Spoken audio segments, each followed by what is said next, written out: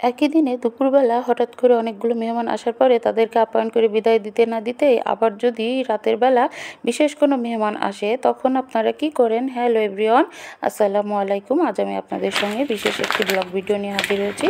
তো আজ দুপুরে আমার বাসায় অনেক মেহমান ছিল। আমার ননদের হাজব্যান্ড 1.5 বছর পরে আমাদের বাসায় এসেছিলেন এবং ননদ মাঝে মধ্যে আসলেও ননদের হাজব্যান্ড এসেছে 1.5 বছর পরে। আর আমার ননদের ছেলে আমাকে গত সপ্তাহে এসে বলে গিয়েছিল যে মাম্পি, আমি এবার যেদিন আসবো আপনি আমাকে রান্না করে খাবেন বাসমতি রাইসের বিরিয়ানি। তো ওর ইচ্ছাটা পূরণ করার জন্য আজ আমি বিরিয়ানি রান্না করছিলাম এবং এটা বাসমতি রাইসের ছিল। তো আমি এখানে কিছু আলু বিরিয়ানির জন্য একটু সেদ্ধ করে নিয়ে সামান্য ফুড কালার দিয়ে এখানে লাল লাল করে ভেজে নিচ্ছিলাম। আর এখানে বেশ কিছু বাদাম আমি এই যে ভেজে নিয়েছি, এই বাদামগুলোকে আমি এখন বেটে নিব রোস্ট রান্না করার জন্য। আর কিছু ডিম আমি সিলিয়ে নিয়েছি সেদ্ধ করে। আর এখানে মেরিনেট করে রাখা মাংসগুলা রান্না করতে শুরু করে দিয়েছি। আর এখানে চালটা আমি সেদ্ধ করে নেবার জন্য পানিটা গরম হয়ে আসলে চালটা দিয়ে নিয়েছি। তো এখানে মাংসটাকে কিছুক্ষণ কষিয়ে নিয়ে সামান্য পানি দিয়ে প্রেসার কুকারে দিয়েছি মাংসটাকে সেদ্ধ করার জন্য। আর অলরেডি ডিমটা আমি ভাজি করে নিয়েছি। আর এখানে ইলিশ মাছটাকেও ভাজি করতে দিয়ে নিয়েছি। আর এদিকে চালটাও সেদ্ধ হয়ে এসেছে। যেহেতু আমি বিরিয়ানি করব, হাফ সেদ্ধ হলে চালটাকে আমি এখান থেকে নিয়ে এই যে একটি চালনিতে যে পানিটাকে ঝরিয়ে নিচ্ছি। তো এরপরে ইলিশ মাছটাকেও ফ্রাই করে নেওয়া হয়ে গিয়েছে। তো ইলিশ মাছ ফ্রাই হয়ে যাবার পরে আমি মুরগির রোস্টটা ভাজি করে নিচ্ছি। মুরগির রোস্টটা চাপিয়ে দিয়ে আমি বাদবাকি রান্না শেষ করে নেব। বিরিয়ানির মাংসটা ওদিকে সেদ্ধ হচ্ছে আর এখানে ইলিশ মাছটাও ফ্রাই করে নিয়েছি।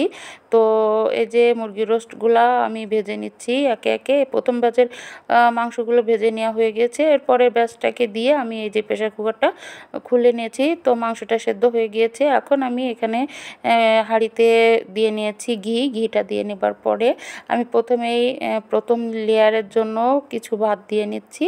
তো বাসমতি রাইসের এই যে ভাতটা, এটা আসলে এভাবে ঝরঝরা না হলে কিন্তু একেবারেই বিরিয়ানিটা ভালো লাগে না। তো আমি কিন্তু খুব বেশি ভালো রান্না করতে পারি না, যেটা পারি আসলে ঠিক সেভাবে আপনাদের সঙ্গে শেয়ার করি। আমি কিন্তু একেবারেই আপনাদেরকে রান্না শিখাইতে যাই না। আমি নিজে যেভাবে রান্না করি সেটাই আপনাদের সঙ্গে শেয়ার করার চেষ্টা করি। তো এভাবে করে আমি বেশ কয়েকটা লেয়ার করে নিয়েছিলাম। 3টা লেয়ারে আমি মাংস এবং ভাতগুলোকে সেট করে নিয়েছি। তো এরপরে উপর দিয়ে আমি কিছু কিশমিশ তারপরে দিয়ে নিয়েছিলাম পেঁয়াজ বেরেস্তা। আর এখানে পাউডার মিল্কের সঙ্গে দিয়ে নিয়েছিলাম সামান্য ফুড কালার। আর উপরে দিয়ে নিয়েছি ঢাকনার উপরে কিছু কয়লা দিয়ে নিয়েছি, যাতে করে উপর নিচে দুটাই ভালো করে কুকড হয়ে যায়। তো এভাবে আমি কয়লা দিয়ে দমে রেখে দিয়েছি বিরিয়ানিটা। আর এদিকে মুরগির রোস্টও রান্না শেষ, সামান্য ঘি দিয়ে নিয়েছি আর পেঁয়াজ বেরেস্তা দিয়ে নিয়েছি।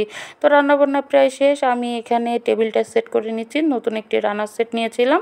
তো আপনারা চাইলে মনোহরি পেজ থেকে এই রান্নার সেট নিতে পারেন। তো আমি এখানে টেবিলটা সেট করে দিয়ে বিরিয়ানিটা বেড়ে নিচ্ছি। তো দেখুন কতটা ঝরঝরে পারফেক্ট বিরিয়ানি হয়েছিল। তো আমি একে একে খাবারটা টেবিলে সার্ভ করব, এজন্য সব খাবারগুলো একে একে বেড়ে নিচ্ছি। তো আমি যে রান্নাবান্না করেছিলাম প্রথমেই বাচ্চাদেরকে খেতে দিব, কারণ বাচ্চাদের ক্ষুধা লেগে গিয়েছে। রান্না করতে করতে অনেকটা দেরি হয়ে গিয়েছিল। যেহেতু আমি আমার মেয়েকে নিয়ে স্কুলে গিয়েছি, স্কুল থেকে ফেরার পরে তারপরে রান্নাবান্নাগুলো করে নিয়েছি। তো প্রথমেই আমি খাবারটা বেড়ে দিচ্ছি আমার ননদের ছেলেকে, যেহেতু ওর আবদারেই আমি রান্নাবান্নাগুলো করেছিলাম।